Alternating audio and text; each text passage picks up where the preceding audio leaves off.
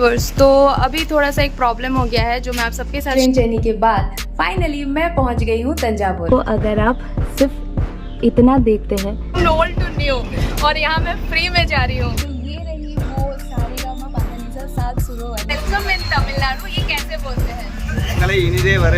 Video देखते हो बिना लाइक किए या सब्सक्राइब किए स्किप कर जाते हो, प्लीज मेरे चैनल को सब्सक्राइब कर लेना।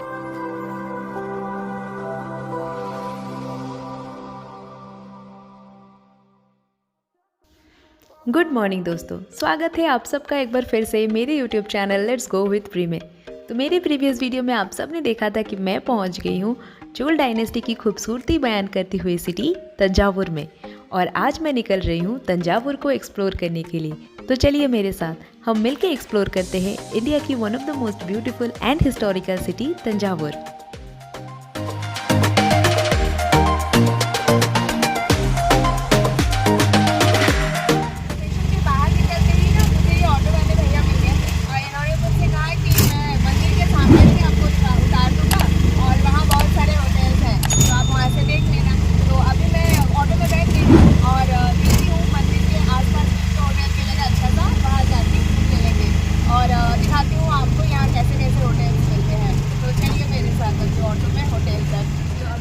ऑटो से उतरी हूँ और ये रहे हमारे ऑटो वाले अंकल।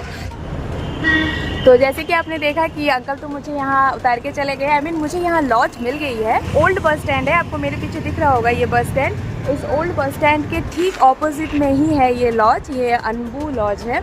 और यहाँ से ओल्ड बस स्टैंड से आपको गंगाईकोंड चोलपुरम या कुंभकोणम जिसे कहते हैं ना, जो जगह का नाम है, वहाँ की बसेस भी मिल जाती है। बाकी और भी अगर आप कहीं घूमने जाना चाहते हैं, और मंदिर भी यहाँ से ना बस वॉकिंग डिस्टेंस में है। राइट से होके बस इधर से जाके थोड़ा सा राइट लेंगे तो आपको मंदिर भी मिल जाएगा। तो ये जगह मेरे लिए तो बहुत हेल्पफुल रही, बहुत अच्छी रही। और होटल का रूम कैसा है ये मैं अंदर चल के आप सबको दिखाती हूँ। तो ये रही मेरी रूम, और इसका मुझे प्राइस पड़ा 800 पर डे। तो अभी थोड़ा सा एक प्रॉब्लम हो गया है जो मैं आप सबके साथ शेयर करना चाहती हूँ। मैंने जिस होटल में एंट्री ली थी, मैंने आप सबको दिखाया भी है वो लॉज। एक्चुअली वो एक लॉज है। तो जैसे ही हमें उसके बारे में पता चला तो हम लोगों ने उनसे बात की कि ये तो एक लॉज है, तो यहाँ पे तो आपको रूम का रेंट जो है वो कम होना चाहिए। आप 800 बोल रहे हैं, जबकि मैंने अपने आंखों के सामने देखा वहाँ लोगों को 300 में एंट्री करते हुए। तो मैंने उनसे कहा कि आप कम से कम 500 कीजिए पर डे का। तो वो बोले कि नहीं, आपको बोल दिए ये किए वो किए। एक तो वो बिल्कुल भी कोई सा भी लैंग्वेज समझ नहीं पा रहे हैं, किसी तरह का कोई कोऑपरेशन ही नहीं है। इंसान कम से कम नेगोशिएट करने के लिए कुछ तो ट्राई तो करता है कि हाँ चलो हम बात करके देखते तो है। किसी तरह का कोई ट्राई ही नहीं है। हम बगल में एक जन और आए हुए थे, वो अच्छे थे, तो उन्होंने हमसे बात करी और उन्होंने हमें समझाया को यहाँ पे आए हुए आधा घंटा से ऊपर हो गया है, तो आप 100-200 पे करके और यहाँ से निकल लो, क्योंकि मुझे भी नहीं लगता कि इतना प्राइस दे के यहाँ रहना चाहिए। तो हम लोगों ने मैंने वो रूम छोड़ दिया। तो एक्चुअली होटल ढूंढते ढूंढते थोड़ी लेट हो गई, ऑलमोस्ट सुबह हो गई है, अभी 7 बज गए हैं, और फाइनली हमें होटल मिल गई है। एक्चुअली ये लॉज है, बट रूम बहुत अच्छा है, और मैं आपको पहले रूम टूर कराती हूँ। ये ऐसा है रूम, ये देखिए, ये है बेड, डबल बेड, और यहाँ पे एक डेस्क टाइप है, ये कबर्ड, ये देखिए एक कुर्सी भी है, and here is the TV के नीचे एक टेबल, और ये रही मिरर। बहुत ही साफ़ सुथरा रूम है। तो रूम तो बहुत ही साफ़ सुथरा है, और इसका प्राइस मुझे पड़ा 900 per day. As I said कि यहाँ पे अभी थोड़ा सा ओवर प्राइस चल रहा है, क्राउड बहुत ज़्यादा है, बहुत सारे होटल्स अभी यहाँ पे बिल्कुल फुल है। तो कैसे कैसे करके मुझे तो यहाँ पे मिल गई, जो कि है जो मेन ओल्ड बस स्टैंड है इसका, उसके ठीक ऑपोजिट में। तो इस लॉज का नाम है लॉज कार्ते। यहाँ पे कार पार्किंग की फैसिलिटीज़ भी है शायद, मैंने देखी। तो अगर आप यहाँ आ रहे हैं तो ओल्ड बस स्टैंड के जस्ट ऑपोजिट में है ये लॉज। तो अब जल्दी से ज़्यादा बकबक ना करते हुए मैं फ्रेशन अप होके निकलती हूँ मंदिर की तरफ। moments later, 2000 years later, one eternity later. तो दोस्तों 2 दिन की इस थकावट भरी ट्रेन जर्नी के बाद फाइनली मैं पहुंच गई हूं तंजावुर। आज सुबह सुबह तंजावुर पहुंच के होटल चेक इन किए और ड्रेसन अप होके मैं निकल रही हूं अभी तंजावुर को एक्सप्लोर करने के लिए। और वो कहते हैं ना, जैसा देश वैसा भेष। तो बस इंडिया की इस कल्चरल सिटी को एक्सप्लोर करने के लिए मैंने भी एक बहुत ही खूबसूरत सा इंडियन अटायर पहना है। होपफुली मैं इसमें आप सबको अच्छी लग रही हूँ। कैसी लग रही हूँ ये कमेंट बॉक्स पे कमेंट करके ज़रूर बताइएगा। अगर अच्छी नहीं भी लग रही होंगी ना तो भी अच्छा कमेंट कर दीजिएगा। Some time later. और ये रही होटल कार्तिक लॉज। और ये रही बस स्टैंड के जस्ट ऑपोजिट में ही ये होटल है। ये ओल्ड बस स्टैंड है।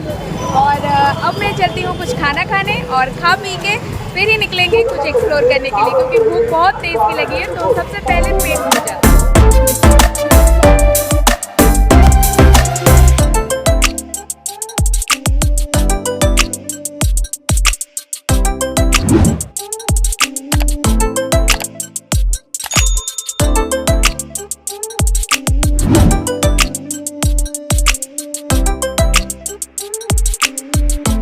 तो मैं आई हूँ वसुधा भवन। ये मेरे लॉज के जस्ट नज़दीक में ही है। और यहाँ पे प्योर साउथ इंडियन ऑथेंटिक जो डिशेस है वो सारा कुछ मिलता है। होटल बहुत साफ़ सुथरा है, बहुत अच्छा है। और अब मैं जल्दी से यहाँ का खाना टेस्ट करती हूँ और टेस्ट करके आपको बताती हूँ कि वो कैसा है।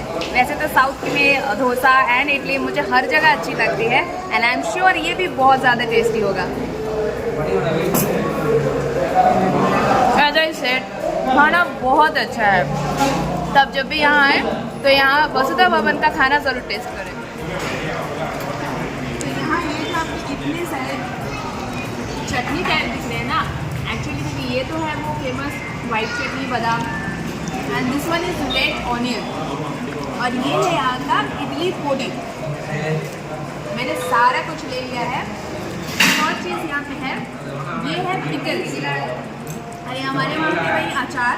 और ये यहाँ पे इतने सारे फूड आइटम के साथ आपको खाने के लिए बहुत ज़्यादा अच्छा है। और आपको यहाँ सबके सारे ऑर्गेनिक चटनी, जो अचार, जो भी फ्लेवर है वो सब आपको यहाँ पे मिलेगा। वसुधा भवन भी अपना है। वसुधा भवन पे खाने के लिए ज़रूर आए, जो कि कार्तिक लॉज के जस्ट ऑपोजिट में है। अभी आप मेनू कार्ड में देख लिया, यहाँ इतने सारे वैराइटीज़ में तो आप जब भी यहाँ आए तो वसुधा भवन के एक बार यहाँ के ऑथेंटिक साउथ इंडियन खाने का टेस्ट करने के लिए ज़रूर आए।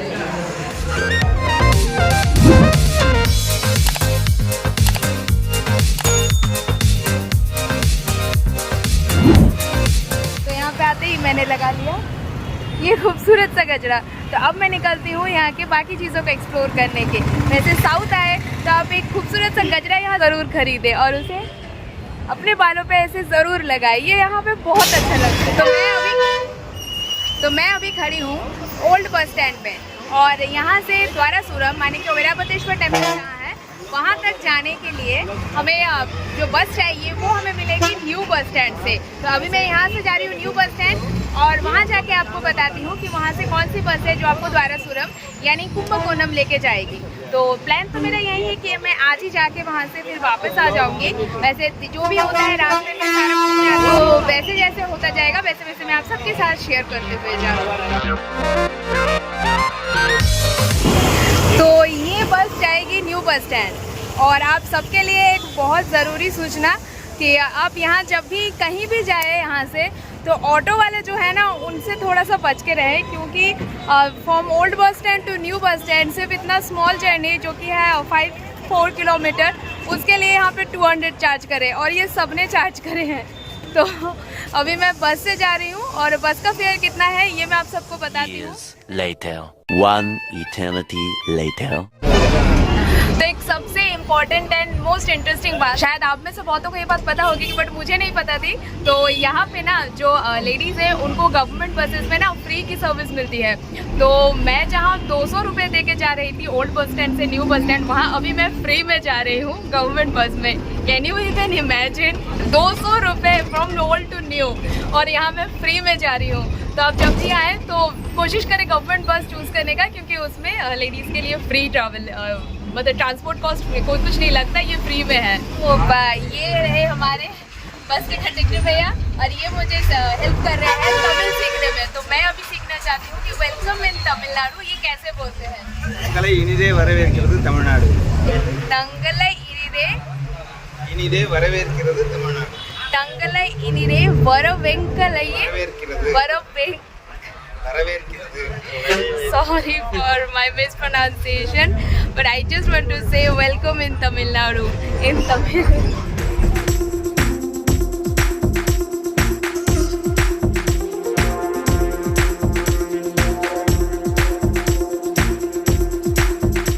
तो मैं पहुंच गई द्वारासुरम।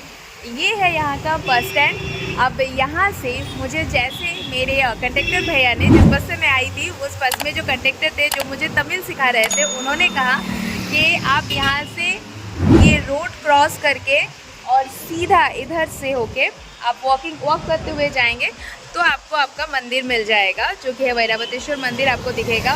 कोई ऑटो वॉटो कुछ नहीं, they will charge you extra. तो ऑटो वॉटो कुछ नहीं, ओनली 10 मिनट्स वॉकिंग डिस्टेंस पे ही मंदिर है। तो आप यहाँ से सीधा वॉक करते हुए निकलते हैं।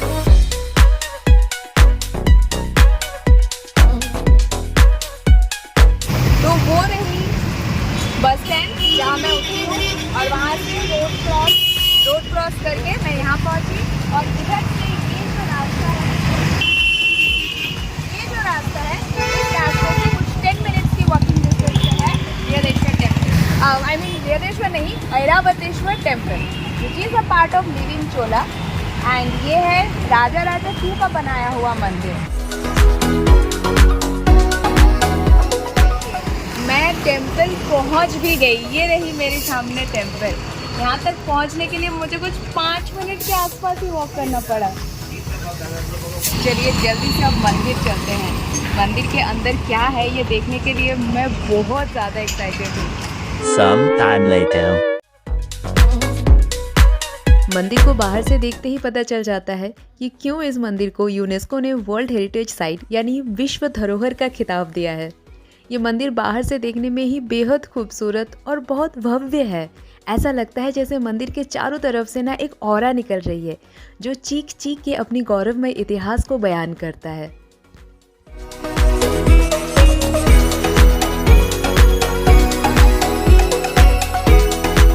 मैं पहुंच गई धारासुरम की ऐरावतेश्वर टेम्पल और ये है मेरे पीछे नंदी जी। ये मंदिर जो शिव जी को डेडिकेटेड है, तो ऑब्वियस ही बात है नंदी महाराज तो यहाँ विराजमान होंगे ही। तो ये है नंदी महाराज की बड़ी सी मूर्ति। मुझे जो लगता है ये मूर्ति मोनोलिथिक है, मतलब कि एक सिंगल स्टोन से बनाया गया है।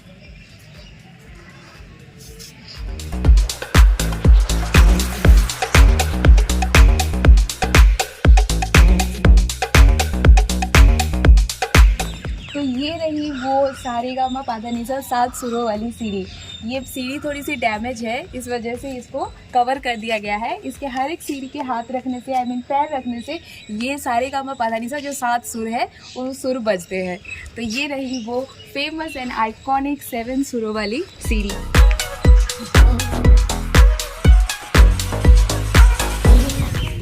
तो ये है धारासुरम टेम्पल का जो मेन, ऐरावतेश्वर टेम्पल का जो मेन एंट्रेंस है ना, वो ये रही।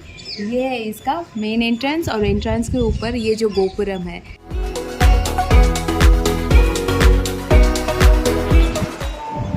तो मंदिर के एंट्रेंस में ही आपको ये यहाँ की हिस्ट्री लिखी हुई मिलेगी। आप यहाँ से पढ़ के भी अंदर जा सकते हैं, आई मीन समझ सकते हैं कि ये मंदिर राजा राजा 2 ने बनाई थी और ये मंदिर शिव जी को डेडिकेटेड है। इसके जो स्कल्पचर है, इसके जो कितने यहाँ पे स्कल्पचर है, एलिवेशन ऑफ द यूनिट्स, कितने एलिगेंट स्कल्पचर्स हैं।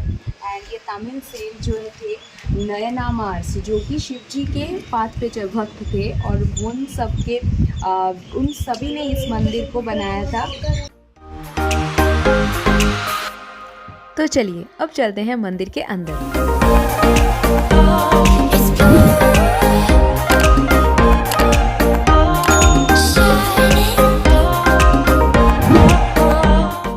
मंदिर के अंदर आते ही मेरे आँख तो खुले के खुले रह गए। भाई साहब, क्या ही आर्किटेक्चर है इस मंदिर की।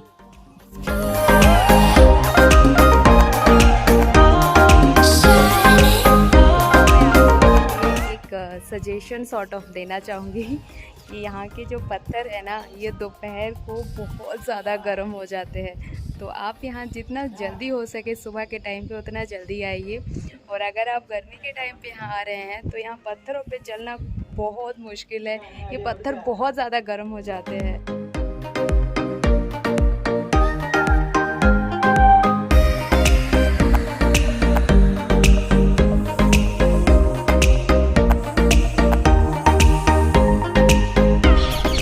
तो ये है फेमस ऐरावतेश्वर टेम्पल का, ये है गर्भगृह का ये एंट्रेंस है। और अब मैं आपको बताती हूँ इस मंदिर के इतिहास के बारे में। अगर पौराणिक कथाओं के बारे में माने तो ये जो मंदिर है, ये जो ऐरावत है, जो इंद्र जी के वाहन है सफ़ेद कलर के हाथी, उनके नाम के ऊपर रखा गया है। क्योंकि एक बार हुआ ये था कि ऐरावत को दुर्वासा जो मुनि है उन्होंने अभिशाप दिया था, क्योंकि ऐरावत एकदम वाइट कलर के थे, उनके ऊपर कोई भी ब्लैक कलर का मार्क नहीं था, एक सिंगल डॉट भी नहीं था। उस वजह से because of some disrespect to Durvasa मुनि ने उन्हें अभिशाप दिया था और वो ब्लैक कलर के हो गए थे। तो उस वजह से ऐरावत को बहुत दुख हुआ और वो शिव जी की तपस्या किए अपने पुराने रंग को वापस पाने के लिए। और शिव जी प्रसन्न होकर उनसे कहा, शिव जी ने जब उन्हें दर्शन दिया तब उन्होंने कहा कि यहाँ जो कुंड है, पवित्र कुंड, उस कुंड में डुबकी मारने से उनका जो पुराना रंग है वाइट कलर का प्योर, वो उन्हें मिल जाएगा। तो उन्होंने जो ऐरावत थे उन्होंने वहीं सेम किया और वो अपने वापस से पुराने वाइट कलर के कलर में वापस आ गए। और तब से इस मंदिर का नाम हो गया ऐरावतेश्वर टेम्पल। एक कथा ये भी है कि एक बारी यमदेव जो हमारे यमराज है, उन्होंने एक बारी बिकॉज ऑफ सम कारण उनको भी अभिशाप मिला था और उन्होंने भी इसी मंदिर के कुंड में डुबकी लगा के अपना जो भी पाप था उसे धोया था। बिकॉज ऑफ सम अभिशाप उनके पूरे बॉडी में पूरी जलन हो रही थी, तो उन्होंने अपनी जलन जो है वो इसी मंदिर में डुबकी लगा के ख़त्म की थी। तो ये दोनों कथा तो पौराणिक कथा हो गई। अब अपने हिस्ट्री के हिसाब से ये मंदिर राजा 2 ने बनाई थी, कुछ 1143 से 1173 के बीच में। ये मंदिर जो अभी आप देख रहे हैं, ये मंदिर जो था ओरिजिनली बहुत ही लंबा था, लेकिन अभी डिस्ट्रक्शन होते होते थोड़ा छोटा हो गया है। मंदिर का गोपुरम, मंदिर का जितने भी इससे स्ट्रक्चर्स हैं, ये बहुत ज़्यादा पहले से बहुत ज़्यादा डिस्ट्रॉय हो चुका है। बट अभी भी जो बचा है वो किसी आश्चर्य से कम नहीं है। अगर आप यहाँ आते हैं तो आपको पता चलेगा कि जो ऑप्टिकल इल्यूजन होता है वो क्या है। एक ऐसी कर्विंग जो एक तरफ से देखने से एक हाथी की तरह दिखता है एंड दूसरे तरफ से देखने से एक घोड़े की तरह। ये सारी चीज़ आजकल के मॉडर्न ज़माने पे बनाना मुझे नहीं लगता है इतना इजी है। तो अगर आप एक हिस्ट्री लवर है या फिर आप एक आर्किटेक्चरल चीज़ों को देखने वाले के मतलब लवर है, अगर आप पैशनेट फोटोग्राफ़र है, आप चाहे जो भी जिस भी जॉनर से बिलोंग करते हैं, ये जो Chola temple the great living Chola dynasty के ये जो अभी तक जो ग्रेट लिविंग चोला जिसे कहते हैं, ये तंजावुर का मंदिर हो या चाहे ऐरावतेश्वर मंदिर हो या फिर गंगाईकोंडा चोलापुरम हो, ये सारे मंदिर आपको एक बार ज़रूर देखने चाहिए। क्योंकि ये सारे मंदिर अपने आप में आज से 1000 साल पुरानी जो इतिहास है हमारी, उसे बयान करती है। और आपको भी पता चलेगा कि हम किस कंट्री से बिलोंग करते हैं, हमारी पूर्वज कौन है। And I am sure you will definitely feel a lot proud। ये मंदिर 12th सेंचुरी में द ग्रेट चोला किंग राजा 2 ने बनवाई थी। ये उन तीनों मंदिरों में से एक है जिन्हें एक साथ में द ग्रेट लिविंग चोला कहते हैं। इस मंदिर के आर्किटेक्चरल ब्यूटी ने इसे यूनेस्को वर्ल्ड हेरिटेज साइट में भी इंक्लूड किया है। ये मंदिर इतना खूबसूरत है, इसका हर एक कोना इतना खूबसूरत है कि अगर आप यहाँ एक बार आ गए तो आपको यहाँ से जाने का मन ही नहीं करेगा। मंदिर में बने हुए जो स्कल्पचर्स है, जो पिलर्स है, इस मंदिर का गर्भगृह, मंडप, ये सब बहुत खूबसूरत है। इस मंदिर की खूबसूरती दूर दूर की फॉरेनर को भी अट्रैक्ट करती है। यहाँ पूरे साल भर फ्रांस, रशिया, देन इटली, यहाँ से फॉरेनर्स आते रहते हैं। इनमें से कुछ एक फॉरेनर्स ने मुझसे भी बात की। Bengala. But is it natural color in the hair or is it artificial? Oh, it is Natural. it's artificial, sir. I'm just trying to do some makeup and all stuff. Although I'm very immature in this, so I hope you like it. So sir, what about India? Do you like India? बाकी यहाँ आपको जो भी दिखेगा सब कुछ यहाँ के 1000 साल पुराने हैं। 1143 या 1143 से 73 तक ये मंदिर बना है। ये सब उस ज़माने का है। तो ये रही वो ऑप्टिकल इल्यूजन जिसके बारे में मैं आप सबसे बात कर रही थी।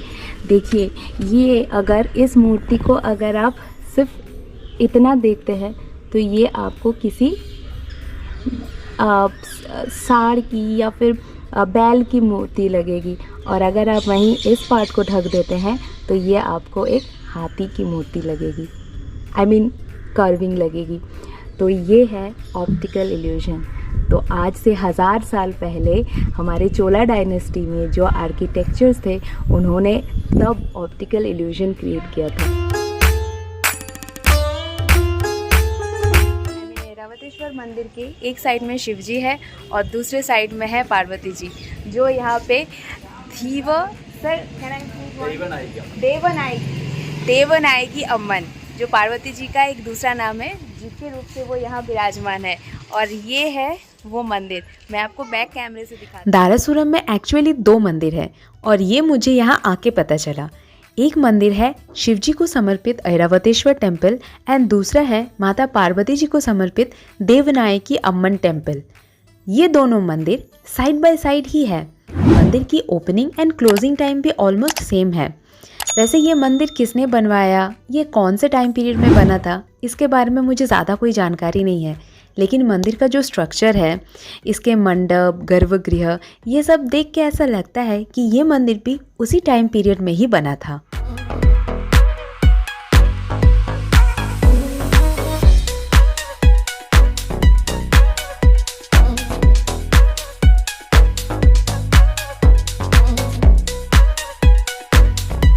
तो मंदिर के बाहर हमें एक भैया मिले थे और अब हम जाएंगे उनके घर, ये देखने के लिए कि यहाँ की जो लोकल हैंडलूम सिल्क साड़ियाँ होती है वो कैसे बनती है।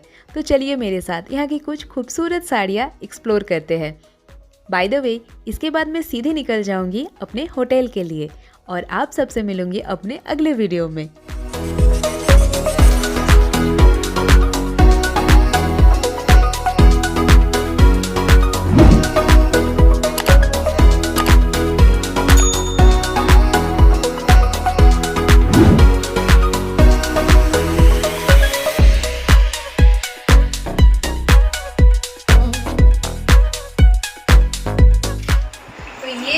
घर है, इस घर का नाम है मन्नन हाउस। इनके यहाँ पे 50 वर्कर्स डिफरेंट घर से आते हैं और यहाँ काम करते हैं।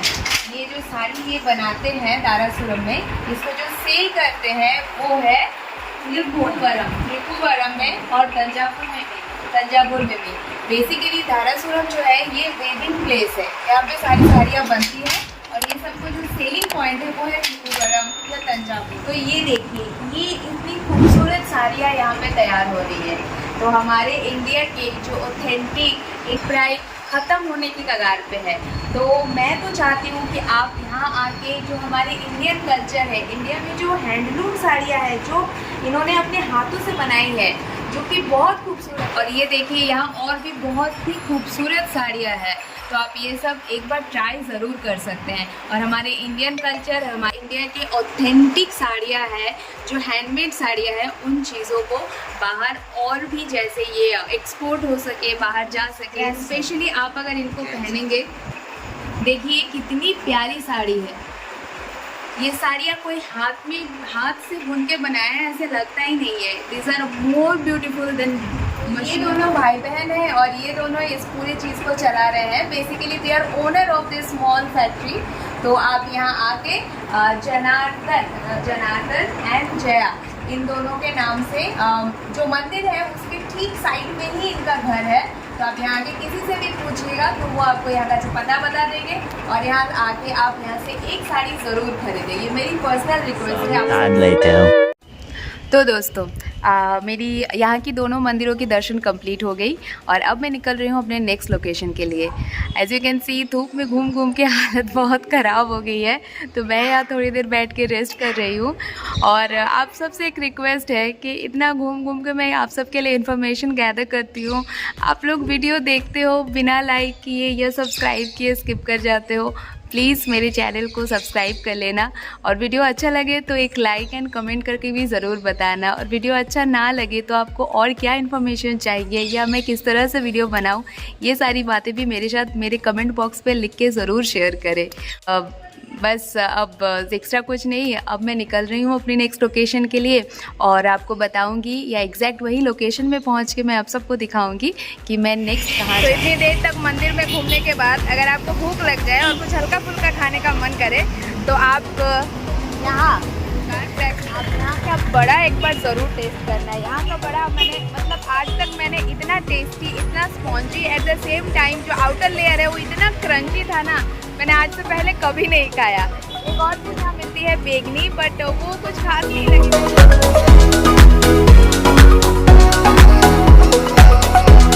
मैं आपके साथ मेरी सबसे मज़ेदार एक्सपीरियंस शेयर करती हूँ।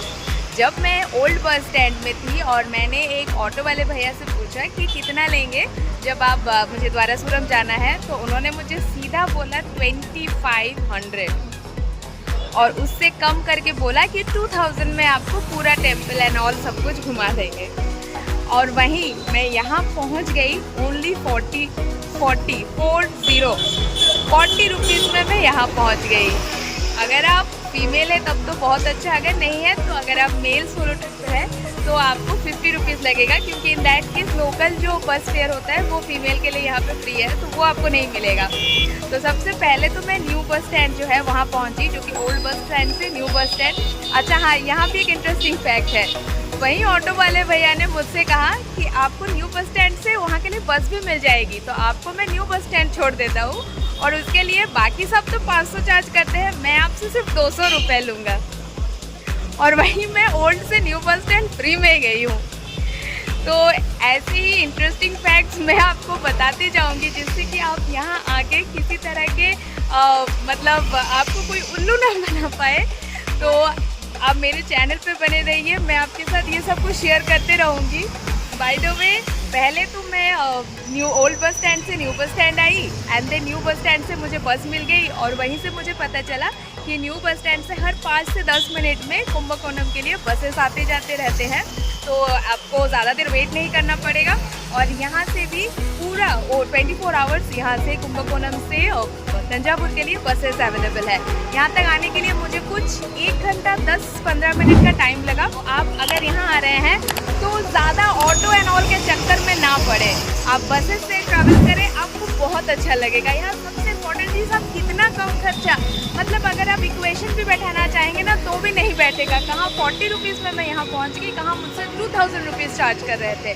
तो अब ज़्यादा बकबक ना कर, यहाँ से निकल रही हूँ और मिलती हूँ आप सबसे अपनी अगले वीडियो में, जहाँ मैं आप सबको दिखाऊंगी द ग्रेट लिविंग चोला की सबसे बड़ी temple, the Brihadeeshwar temple of Thanjavur. तो तब तक के लिए tata, bye bye, take care. अपना खूब ध्यान रखें और अपने मम्मी पापा का भी ध्यान रखें।